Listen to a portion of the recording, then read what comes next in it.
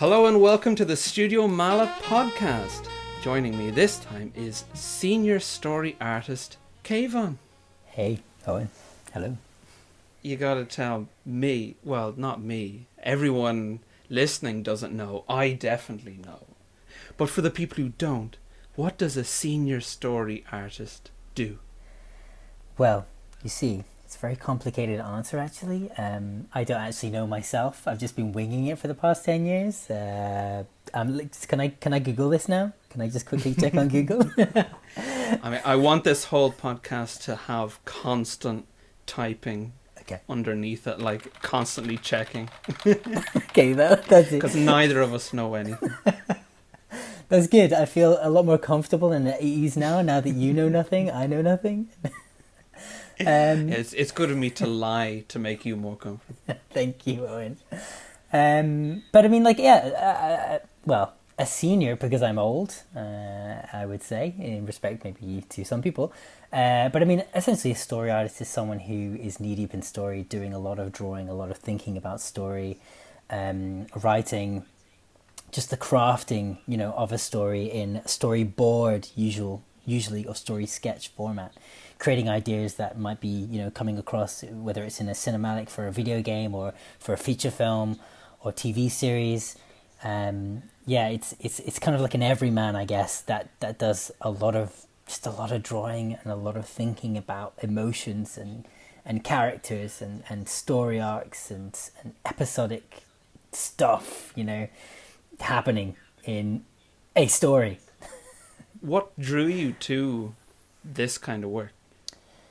I mean, probably going to sound like a lot of people out there. At one point in time, I was very foolishly wanting to be an animator, actually. I really wanted to do, the traditional 2D stuff. And I was such a fool, such naive. I didn't realize how much work that was. And not to say that, working as a story artist is any less work per se, but man, those animators, especially the 2D hand-drawn ones, and of course, CG ones, stop motion, that's a whole workload in itself that I just cannot comprehend, I don't think my mind was built for that technical approach and grafting over a single scene. It's just incredible. But to keep it short, I was drawn to becoming a story artist through my love for animation. That's eventually kind of what led me there. The drawing part of it, especially. And what were the cartoons or animated films? What gave you that initial bug back in the day? I think it was a mix of stuff. Like the really 40s, 50s, 60s animations. I mean, everything ranging from Tom and Jerry to Looney Tunes to the Disney feature films, the usual stuff that you got to see as a kid. But I mean, during the 90s, I'm not sure which VHS tapes they were, but at the end they would have, the extra special features where they would show the old guys behind the animation desk going, well, so you want to know how we make an animated cartoon, huh? And then they'd show you the paper flipping and you'd be like, oh my God, this is moving. I need to do this myself. So it's that sort of seduction of that movement on individual pieces of paper that hooked me in, I think. I'm going to reveal my age here a bit, but what you say about cartoons from 40s, 50s, 60s in the 90s, it does remind me that there seemed to be a great mix on television because they were limited to, certainly in Ireland, the two terrestrial channels, and they seemed to just put on whatever they could afford to get, which meant a lot of old stuff. But I suppose that was kind of good because I don't know if it was the same for you, but I was exposed to so many old things that I don't think a lot of people would be bothered with had they the choice of like strictly stuff that was being made right then. Like yeah, absolutely, especially with like times changing and what people might think is cool now, but I mean, like, an ironing board hitting a cat that was due to a mouse. I thought it was pretty good and it was well animated and stuff, but you're right, it's wondering how that sort of content kind of gets sifted through and kind of disappears when it was such a massive part of our childhood growing up. I mean, I don't know about you, but like So I grew up on the outskirts of London as a kid, and during the 90s, they, you know, for a while, they were always re-releasing Disney movies into the cinema. So I think the first Disney movie I saw in the cinema was Snow White. My dad took us to see Snow White, and I was like, hold on a second, this film was made like almost 100 years ago. Why is it still doing in the cinema? But Disney was, you know, really insistent on re-releasing the movies because, you know, they had such a massive impact on people. Snow White is a great start. Yeah. It's a good one. I don't think it was one of those ones that was my favorite per se, though, or even introduced me personally to animation. I mean, I think the big one for me was The Lion King. When I saw it's the first time I think I saw my dad cry was in The Lion King. So, you know, as soon as you see someone crying, you're like, oh my God. The power. Yeah, I can feel it in my And that's when you decided, I'm going to harness that power. Yeah, exactly. I want to make dads cry in front of their children. I can continue to manipulate goal. people. Yeah, exactly. It's horrible thinking about it that way. The shot of the gazelles, it's probably not a gazelle, but in the gorge when they first went over, and it was kind of like early, I think some computer assisted effect. But in the cinema, holy moly. This ain't... I'd probably been watching Mr. Ben on television that morning, so it was a big step up. Mr. Ben was cool. Mr. Ben was cool. I've got Mr. Ben DVD downstairs. I love it. Oh, wow. Amazing. But that's... Mr. Ben is one of those things that was on when I was small that I think if I had more choice, I probably wouldn't watch something from 1972 or whatever it was. Yeah. I would probably be watching the most outrageous 90s in your face stuff. Yeah. But it was good in retrospect that I saw these other things, you know. That's really impressive. I mean, I can't remember the last time someone even mentioned Mr. Ben. I think maybe my mum used to watch Mr. Ben. It's a good show. Yeah, no, it's so charming. I mean, all that stuff I think from the past, especially the stop motion stuff, has such a charm to it, and it's really sweet to even look back on them. I really loved Parsley the Green Lion. Did you ever see that? Oh yeah. My gosh, I cry whenever you come on screen. Just like, he's so sweet. Just the gentle air of television for children from that time. That's such a nice description. Gentle air. Yes, exactly. They're so sleepy and just nice. Yeah, absolutely. Whereas now sometimes you'll be like, wham, bam, bam, bam, bam, bam, bam, bam, bam, bam. It's like, okay, let me take a break. Book. House, book.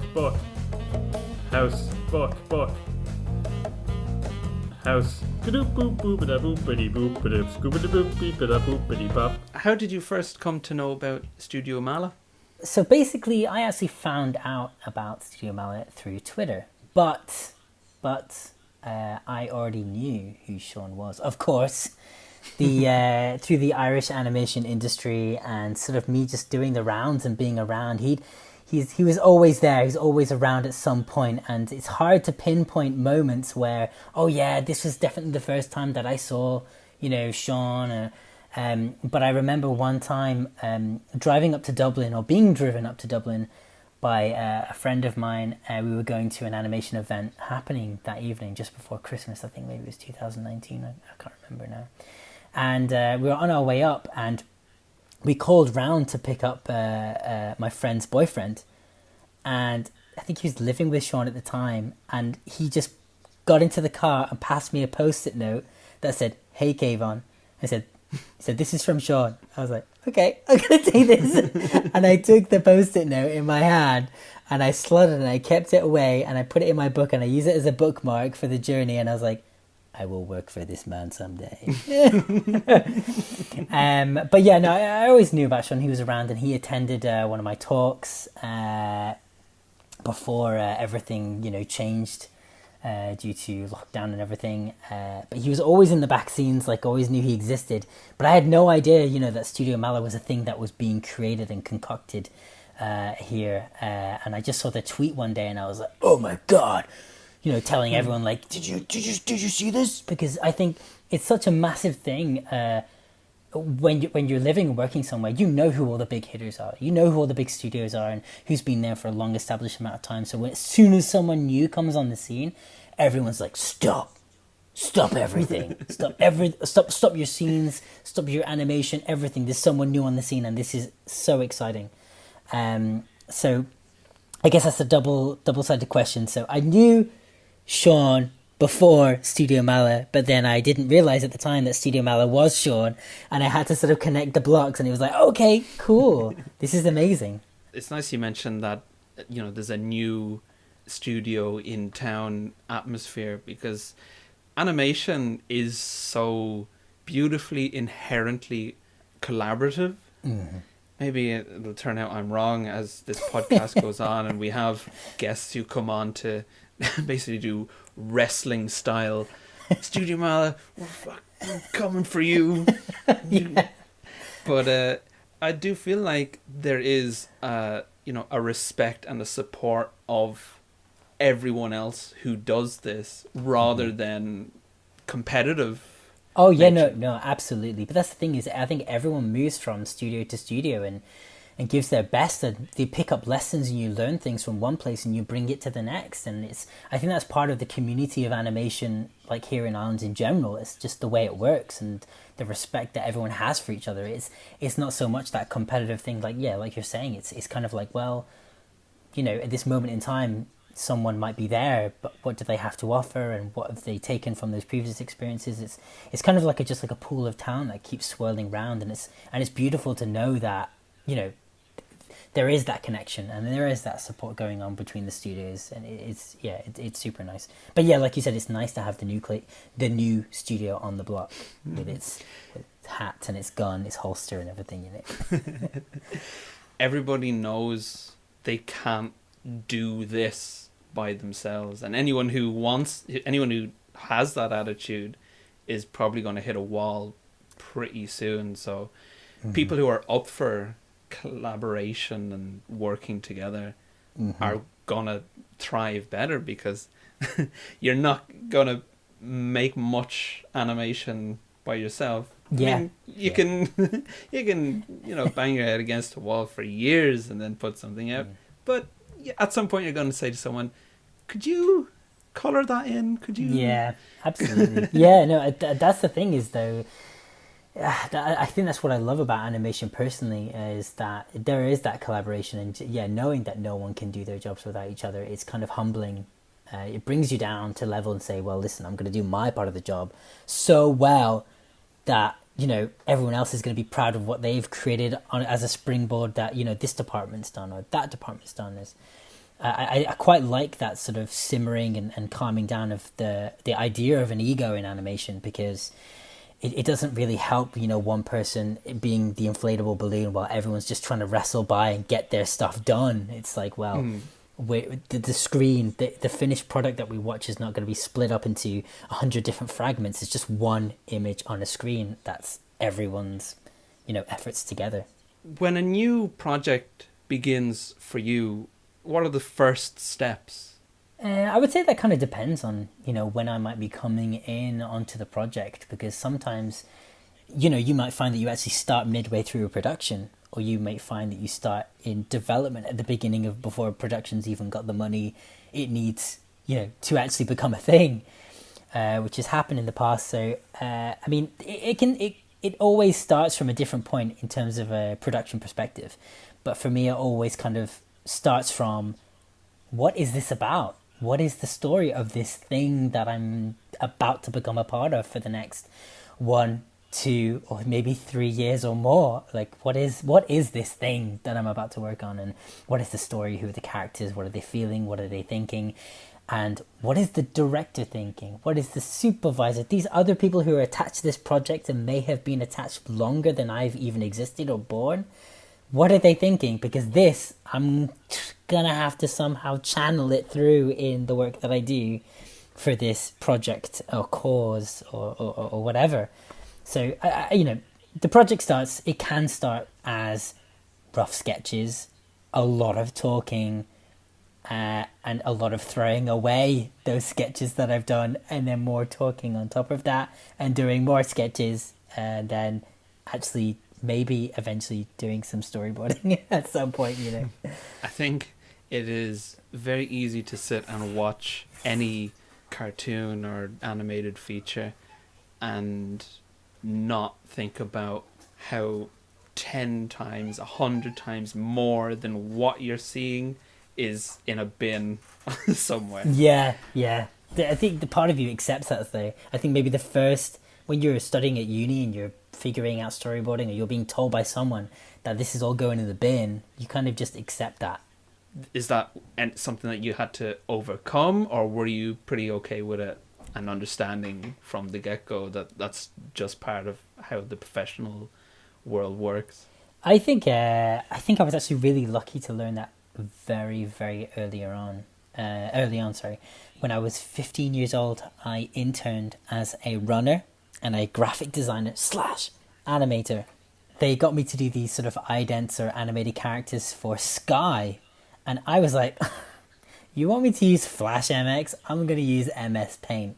So I did all these animations in the MS Paint, and then they were like, we can't use any of these. Because when they tried to put it on TV, it was just this pixelated mess, and I was like, damn. So they all going in the bin, and they were like, yeah, it's all going in the bin. And I was like, well, I'm not doing that again. You know.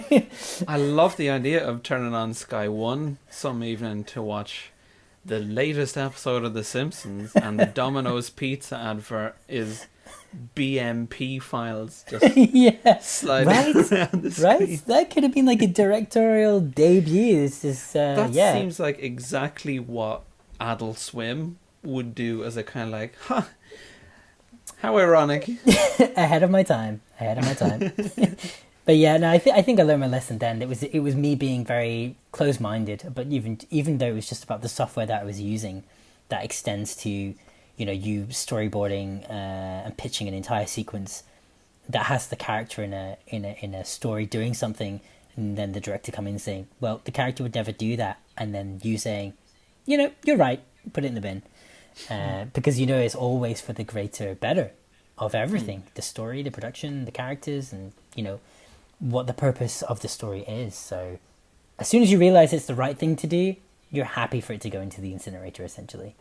How do you bridge pleasing yourself and pleasing a wider audience?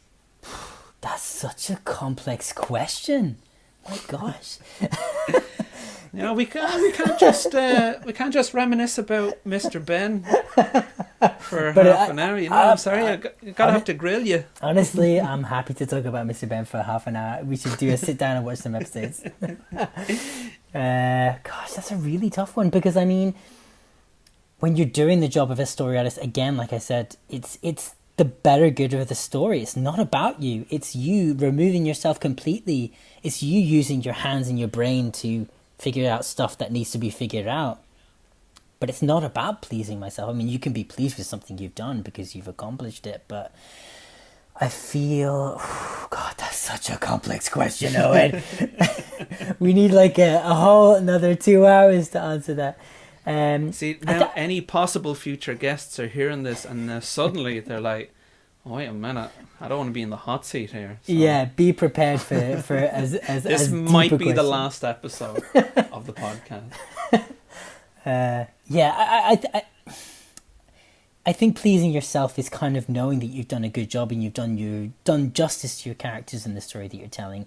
So it's not a matter of it necessarily being like a personal thing, like, oh yeah, I've done this thing on the side and I'm happy with that. That's me personally satisfied now.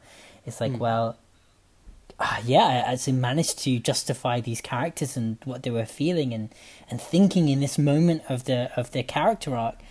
I'm pleased with this. It's not like an external thing where I can look back and go, yep, that was pretty good what I did there. Well, no, it's not. I think someone else could have done it, but you've done the legwork personally to reach that point of that part of the story or that idea in that moment. Sorry, that's just too deep a question. I just can't. I'm rolling over it in my mind and blabbing at the same time. It's so deep. You're constantly trying to please yourself. You're trying to draw your best, think your best, and make the best decisions you possibly can. Seeing that the emotional beats or thrust of the story has landed in others Yes. is what is actually giving you that is what you wanted to bring to it, so Yes. you are satisfied. Absolutely. I think as a story artist, you're kind of seeing the success of your stories as long as it's landing with someone. Whereas if, no one was bothering to see or feel any of the work that you're doing, it's almost pointless, Yeah. And I think that's how I wandered into storyboarding. I did the storyboards for my graduation film like 11 years ago. And I decided to muster up the courage to go and see the head of my course, a guy called Peter Parr. And I'd never actually sat down with him or shown him any of my work before. And this one time I thought, you know what? I'm going to show him my storyboards, say that I've done it, get his opinion, go out and finish this film. And I showed him my storyboards and he said, wow, I can really feel the emotion in this scene. And he, without reading the script per se or anything like that, he described everything that I was feeling just by looking at my boards. And I was like, wow, someone gets me. So these feelings that I'm feeling as I'm drawing these drawings actually ends up somewhere. So this is what I'm going to do. I'm going to be a storyboard artist, chuck the animation dream out the window. And this is it. This is definitely it. So yeah, absolutely. You said it yourself, when it's landed, that's the feeling of being pleased and satisfied. Yeah, the job, I guess. Are there any films or shows that you might have seen in the last few years that have jumped out at you as that's great story? They must have a hell of a good senior story artist. That's another. Stop asking such tough questions. Oh gosh, I thought this was supposed to be casual, laid back, not be like a grilling of my story psyche. We'll bring it full circle, don't we? Okay.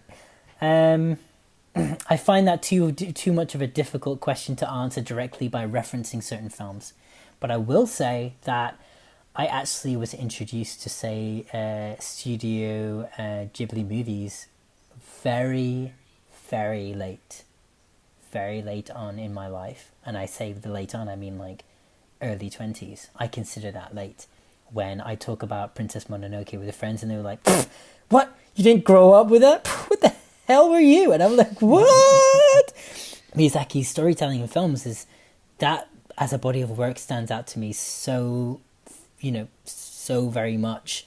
It's difficult for me to really pick out and say that, this individual story artist or story team's, efforts really paid off. Because again, animation is very collaborative, but yeah, it's too difficult for me to say like a movie of late. At the moment, I'm in the process of, it's my first year voting for the Annies, the Annie Awards, and they give you access to, so many films, and you have to watch these films before you vote for them.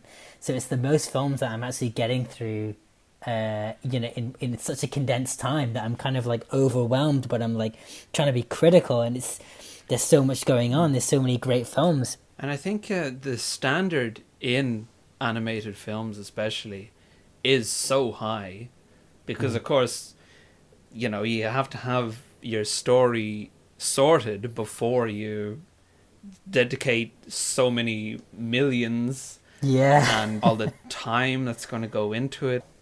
People generally don't very casually say, yeah, we'll see how it goes. We've got half a page here, a couple of sketches. Let's go for it. But that would be the dream. That's almost like saying it's the movie or the project with the infinite budget. Saying, let's just storyboard for like 25 years and we'll have storyboarded everything that needs to be boarded, and we can just choose what's the best, out of what everyone's done. Well, I was going to ask you, what is your limitless dream project? More difficult questions. I mean, like the limitless, boundless, amazing, infinite project from like a studio perspective. It's just one that the director wants to just try everything and go everywhere and experience, have a mixed team of different experiences and just throw it at the wall and see what sticks, that kind of project But if it was, say, in terms of a project that I say that I would like to do, I'm not going to tell you because I'm making it right now. Oh my God, it's the first Studio Meala Podcast exclusive. I want to see the comments just full of people theorizing, trying to piece together clues that might have been littered throughout the episode. No, well, nothing's going to be said unless you sign the NDA. Okay. The thing that I have to do now, that all interviewers do in this situation, is I have to lean in and say, "Can you tell us anything? Can you tell us? Is there? Give us a color. Say a color. Doesn't even have to be associated. Just let people run with this color as the the big clue." Okay, the color is green. Ooh. Well, I think we all know what that means. Do we? Do we, Owen? Burnout. How do you avoid it? Do you avoid it? I would say when you say dealing with burnout, it's kind of like saying, okay, I'm accepting that burnout is coming. It's kind of like a car like coming veering towards you, or a train saying, okay, oh hey, there's burnout. It's coming towards me. I think I think the first step to dealing with burnout is acknowledging it, that it can happen, and that by all costs you should try and avoid it if you so can. But animation is really special, and whether it's, you know, working for a studio, professional work, or it's for working on a personal project, you get so involved. You're almost addicted to the creation, to the magic of being able to see the things that you've created in front of you, finally materializing.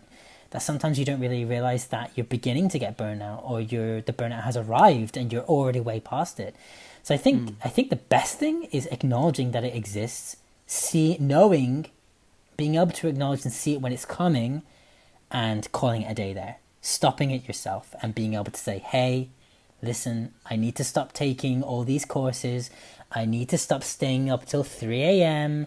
Rationalizing it, saying, okay, there has to be a limitation to this, because at the end of the day, if you don't have your health, you're not going to make any films. You're not going to make any comics. You're not going to do any of those things. Imagining yourself in that debilitated state of not being able to do what it is you love really hits home.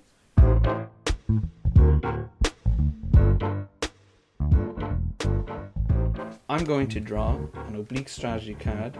Please. The next oblique strategy card is try faking it. Try faking it. Well, the first thing that comes to mind is, was it fake it till you make it, right? And I think you hear a lot of people saying that, say in animation, and they're just like, yeah, just fake it till you make it, mate. Just, yeah, you'll be fine. You know, that's the only way to get in and break into the industry, blah, blah, blah. And I definitely think I'm guilty of faking it to a degree, because as a story artist, you're faking it every day. You're pretending to be someone you're not. You're pretending to tell a story that is, you know, usually fictional, non-existent, is created from nothing or from an idea, and you're trying to sell it. You're almost like a snake oil salesman of storyboards, and you're trying to get the best, you know, thing across and sold and made its way onto the movie without overselling it and it being so good in the pitch that when you watch it in the movie it's terrible. But I think faking it is a funny one, because you're doing that every day, both, you know, in the characters and the stories that you're trying to tell, as if you know that they existed, and you're trying to get your audience to buy into it. But I remember before I even became a storyboard artist, or properly, you know, as a routine thing where every job thereafter was storyboarding, I remember being in an animation studio many years ago, and when anybody asked me what I did, I just turned to them and I just said, I do storyboards. And they were like, yeah, but you're not doing storyboards. I was like, no, I do storyboards. And I just kept saying it to everyone, even though I never even drew a single storyboard for that studio. By the time I was out of that studio, I was getting calls from people saying, hey, listen, we need you to do some storyboards. So I called myself something. I called myself what I wanted to be. When someone says to you, what do you want to be when you grow up? And I just said it so many times and I was faking it, essentially, that I ended up being that inadvertently. So, yeah, I've tried faking it and it kind of worked. It didn't mean that the journey wasn't difficult, because it was. Being thrown into that and trying to figure out actually how to storyboard on the job was pretty interesting. I mean, I've been saying to Sean for months, I am the host of the Studio Meala Podcast. In a questionable tone. And he would say, there is no Studio Meala Podcast. But I just kept saying it until here we are. That's it. That is exactly it. So neither of us would be here right now if we were not painting this picture of ourselves that was at the because we're liars. Oh my because gosh. we lied. We lied. Oh, I don't want to brandish other people as liars, but I like the word convincers. What does it mean to you to see a completed project that you have been a part of? I would say that it means a lot. Like, considering like just how much work goes into animation, it's just like every day working on one thing is leading just to a single day of you being able to see it and share it with everyone. So imagine if a production went for like a month or a year, 365 days. That's 365 days times the number of people that have worked across that project. That's hundreds, over thousands of days. So upon seeing it on the screen and seeing it done, it kind of means everything, not just to me, but I think accounting for everyone else that's been a part of that. Those exchanges that you've had, those moments that you shared within the production and creation of something. It's not just, oh, cool, there's the tree that I drew in that scene. I remember drawing that. It's a kind of like a reflection of everything that you've gone through with those people, especially if it's a long time. It's like, wow, this is where it's landed us, and it's just an amazing feeling. It means a lot to me, but this is getting a bit deep, but not just it's not just that time on the production, that means a lot to me and makes me feel that very proud and inspired to see everyone's work to come together. But I kind of look back at the past and look at the stuff and the people that have brought me to this moment to be able to be a part of this project at this moment in time. There's this extensive long list of people that I have to thank, and my parents, who were storytellers in their own right, that inspired my character and personality, that brought me into this role to be on this project at this moment in time. Because when someone says to you, God, I love your drawings and you're so funny when you pitch stuff, I want you to come and work on this project with this bunch of amazing people. It's kind of saying, well, I know I'm good at these things because these people in the past have handed me a part of themselves that's eventually ended up landing in this project, in this movie, in this TV show. Anything good that I have to offer, that I'm proud of, seeing that ends on the final thing on the screen, has been in the works way before I was even born, and leading up to that moment through being growing up, being brought up, being read certain types of stories, seeing certain types of cartoons that family or friends are wanting to introduce to me growing up. So that's a really long-winded way of answering the question, but I feel so proud, like seeing that final thing on the screen, and I feel that it's so much more than just the production, just the moment, just the work. It's just the people, the individual experiences that have either led up to it, and the ones that I've shared with those on that project. Sorry, that was super long-winded and weird. No, that was beautiful. You can cut it. You can just hear me go and just say, I don't know. I'm sorry, Kayvon. That's actually the first thing I'm not going to cut. Oh, yay! That's going to be the opening. No. Everyone's like, what? What are you talking about? What? And I want to thank you very much for joining me on the podcast, giving me your time. Thank you for having me. And your patience, I hope. There was no patience needed. You carried it all on your shoulders, and I've just been glad to be part of the ride. So thanks for having me, Owen. And I don't know how to. I don't know. You had some pretty smooth, like jazzy music at the end. That was kind of like, the sort of coming off, like the curtain slowly closing. What I like about that tune at the end is I can confidently just blabber away and fade my voice out as the music comes in, and I don't have to worry about having an